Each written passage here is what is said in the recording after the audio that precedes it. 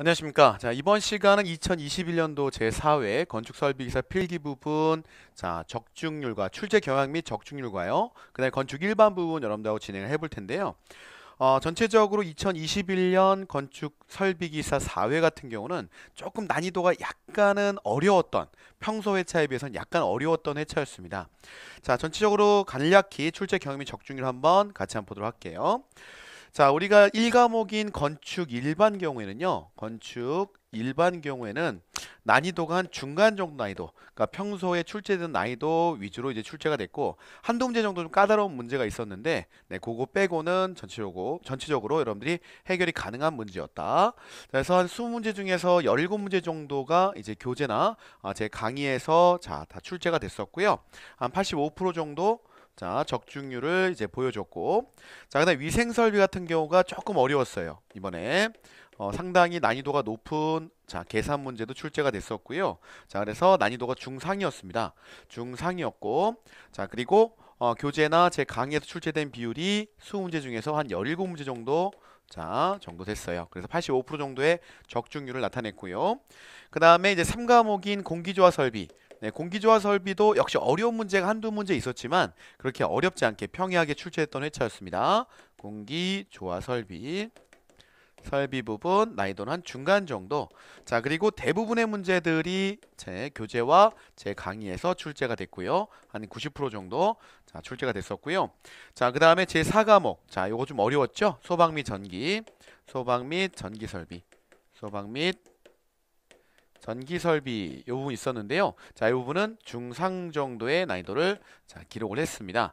그리고 한 15문제, 20문제 중에서 15문제가 적중이 됐고, 그래서 요거는 한 75% 정도 적중률을 갖고 있어요. 그리고 마지막으로 5번. 관계법규인데 관계법규도 평이하게 출제됐습니다. 관계법규도 평이하게 출제됐다. 관계법규. 관계법규도 한 중간 정도 난이도였고요.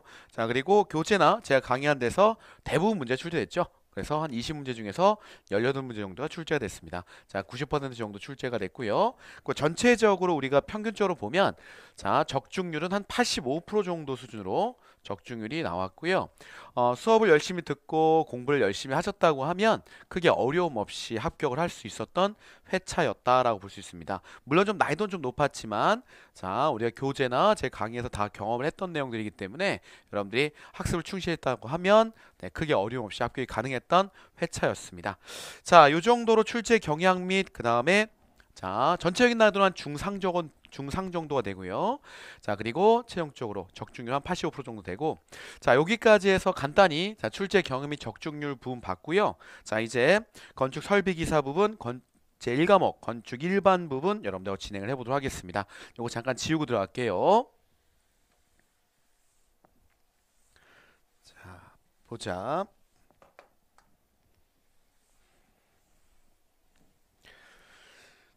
제가 원래 이제 PT를 준비 안 하고 여러분들 구두로 이제 제가 보통은 문제를 읽어드리고 이제 풀어줬는데, 요즘 이제 시대가 반영이 되면서 PT를 준비를 했습니다. 네. PT를 통해서 한번 저랑 같이 한번 보도록 하죠. 그리고 종이에서 이 아이패드로 저도 필기하는 걸 좀 바꿔놨습니다. 좀 시대 따라가려고 하는 겁니다. 1번 문제 보도록 하겠습니다. 표면결로 방지 대책으로 옳지 않은 것은 뭐냐라고 물어봤고요. 1번, 습한 공기를 제거하기 위해 환기가 잘 되게 한다. 그죠? 결국은 우리가 결로라고 하는 건요. 환기와 즉 습도와 온도에 의한 팩터이기 때문에 습도를 낮춰주고 그다음에 온도를 적절하게 유지해주면은 예방이 되게 됩니다. 그래서 환기 부분. 그다음에 2번. 벽의 단열성을 좋게 하여 열관류 저항을 크게 한다. 그죠? 열관류 저항을 크게 하게 되면은 어떤 현상?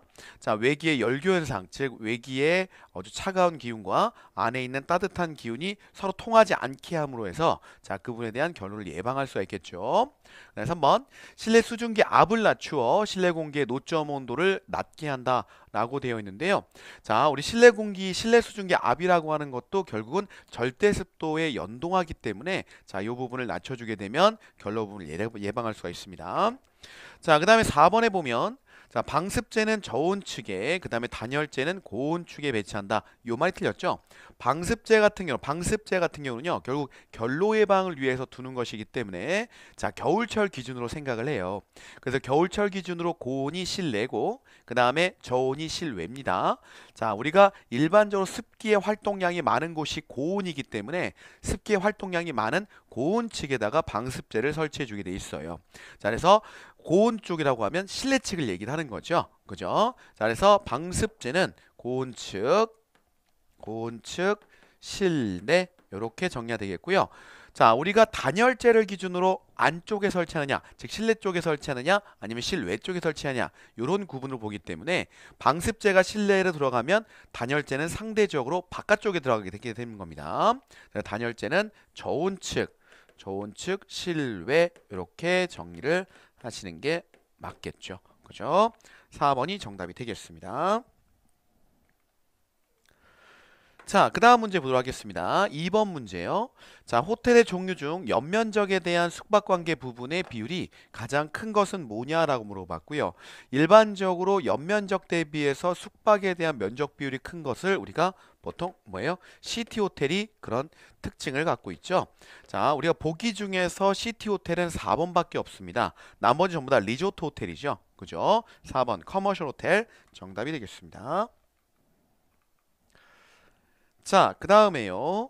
자, 열교 현상에 관한 설명으로 옳지 않은 것은 뭐냐라고 물어봤고 1번, 자, 벽이나 바닥, 지붕 등의 건축물 부위에 단열이 연속되지 않은 부분이 있을 때 생긴다. 그죠? 맞죠? 열교죠.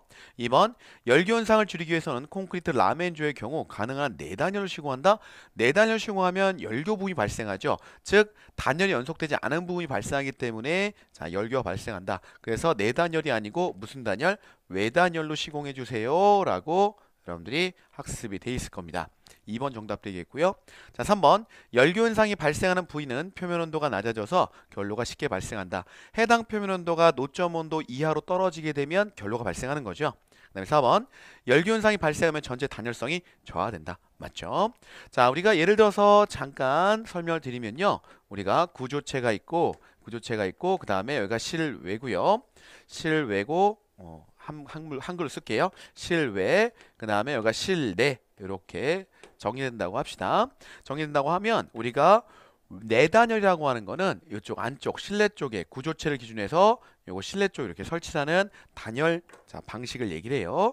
자, 이렇게 되면 이쪽 부분 슬라브 쪽, 즉 슬라브 쪽, 수평재인 슬라브 쪽 부분에 이렇게 해서 불연속인 단열재가 불연속 지점이 생기기 때문에 열교가 이렇게 통하게 됩니다.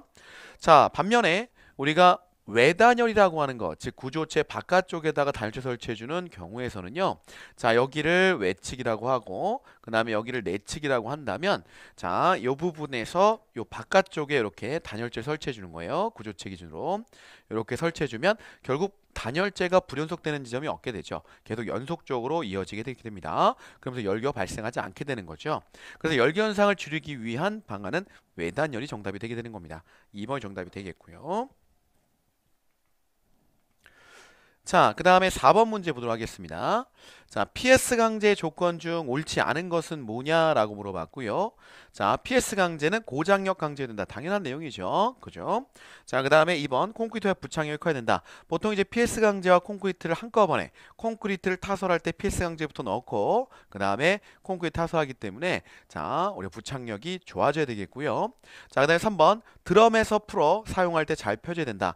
우리가 이거는 철판 개념이 되는 건데요. 우리가 PS 강제가 우리가 뭐 뾰족한 어떤 철근 형태, 즉 철근과 같이 이렇게 긴 막대 형태도 있을 수 있고요. 그다음 평평하게 퍼지는 형태도 있을 수가 있습니다. 이럴 경우에는 이제 드럼이라고 하는 어떤 원통, 그렇죠? 원통을 만들 때 잘 이렇게 쭉 자, 성형돼서 펴져서 이렇게 원통을 만들 수가 있겠죠.